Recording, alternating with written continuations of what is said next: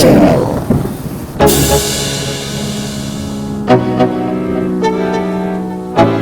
Wahai sahabat, siapapun Anda, apakah Anda mendengar ucapan saya? Saya ingin bertanya kepada Anda, apa keistimewaan dari ikan arwana ini? Saya sedang mendalami kehidupan di dunia ikan, khususnya arwana. Apa istimewanya ikan arwana bagi Anda? Arwana adalah sosok ikan yang cenderung lebih menyendiri. Dia terkadang memamerkan sayapnya yang indah, gemerlap, seakan-akan melebihi dari cahaya. Tetapi dari situ kita mesti lihat, ikan arwana ini juga ada hikmah dari kehidupan kita. Tidak semata-mata memancarkan cahaya, tapi di sini ikan menggambarkan kehidupan dia sendiri yang menyendiri. Kita tidak tahu apakah dengan sendirinya dia bahagia atau sedang mencari-cari temannya. Kita bisa lihat dari gerakannya, ketenangan, lalu tatapannya dengan tajam, dan lihat di situ ada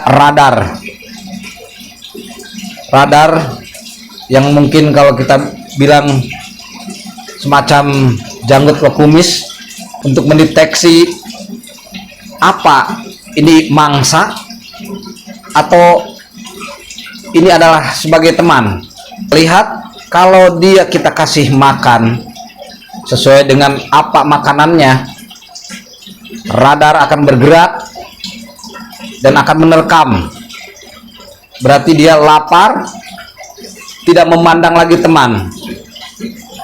Tetapi kalau hawa atau nafsu makannya sudah kenyang, radar ini akan berfungsi sebagai pencari teman.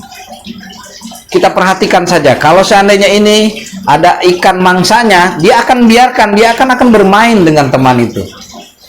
Jadi terkadang dalam kehidupan kita manusia, di mana manusia itu adalah manusia dengan kelakuan yang berbeda-beda, teman pun bisa jadi mangsanya juga sama. Tapi di saat kesepian dan di saat kita lagi kesusahan, kita akan mencari seorang teman untuk mencurahkan apa yang dialami atau apa yang kita sedang susahkan. Musuh pun akan menjadi teman. Tapi dalam pengamatan di sana, apa yang sedang dirasakan oleh ikan arwana yang sedang bergerak ini? Baik, kita perhatikan. Jiwa kita kalau memandang langsung ke dunia, anggap kita masuk ke dalam. Ikan ini saat ini dia lagi suasana tenang tapi galau. Kenapa bilang begitu? Tenang di sini dia kita gambarkan dengan memamerkan sisipnya, dengan memamerkan gerakannya yang nyaman sehingga membuat tertarik dan tenang siapapun yang melihatnya. Perhatikan, dia mengkibaskan siripnya, dia seolah-olah menunjukkan, nih saya. Tapi kita lihat pelan-pelan dari tatapan matanya. Tatapan mata ini dia mencari-cari sesuatu. Seandainya dia bisa melihat kemari, sedang ada yang memperhatikan, yang jelas kita harus sadar, Allah menciptakan keindahan pasti ada hikmahnya.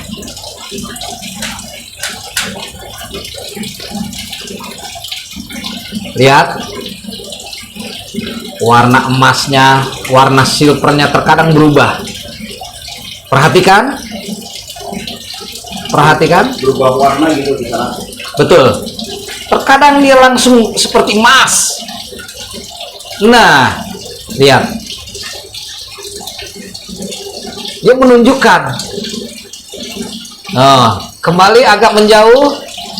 Dia naik silver. Ya kan? Lebih cenderung silver. Jadi dua kategori yang saya bilang tadi. Keadaan ikan ini, satu, ketenangan yang dia tampilkan. Kedua, apapun yang dialami, kegelisahan, kesepiannya, tetap dia akan tunjukkan dengan daya tarik yang dia punya. Ini hikmah yang luar biasa. Tapi sebenarnya ikan arowana ini sebaiknya dia sendiri atau dikasih teman di sana? Tergantung dari areanya, Pak. Oh, luasnya areanya ini. Betul. Nah, ini yang disebut dunia. Karena ini dunianya sendiri, jadi yang dialaminya ya seperti tadi saya bilang. Dia memamerkan, tapi di dalam arwahnya sendiri dia kesepian. Karena emang situasinya, dunianya menyendiri. Karena arenanya juga lebih sempit ya. Betul, betul. Begitupun kita, Pak. Manusia, kalau kita hidup di dunia yang kecil atau kita di suatu lingkungan yang kecil saja, kita tidak tahu bahwa dunia luar seperti apa. Semoga dengan dunia channel ini masing-masing bisa menyimpulkan dari apa yang kita lihat, apa yang kita pandang, dengan keindahan yang dia tunjukkan. Yang jelas satu pesan saya, Allah Subhanahu wa Ta'ala atau Tuhan menciptakan sesuatu itu ada maknanya. Jadi semua yang diciptakan Tuhan itu tidak sia-sia diberikan. Betul, lebih tepatnya itu. Saya lebih suka lagi melihat keadaan arowana ini. Dari bentuk tubuhnya tidak ada yang luka, dia akan tenang, berarti walaupun kesepian tapi tenang, dia lagi menikmati.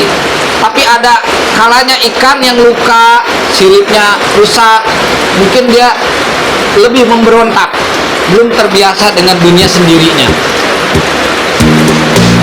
Mungkin itu dulu pesan saya. Tapi sebentar di sana, Ya, Anda mengamati ikan ini, apakah Anda merasa seperti mengambil cengkraman dari ikan ini? betul. Kita akan mengambil hikmah dari ikan ini. Kalau kita bisa masuk ke dalam pikiran atau ke dalam kehidupan ikannya itu sendiri, bukan berarti kita harus nyelup ke dalam. Kita punya imajinasi, kita punya insting, anggaplah kita dialog. Jadi masuk dengan imajinasi. Betul.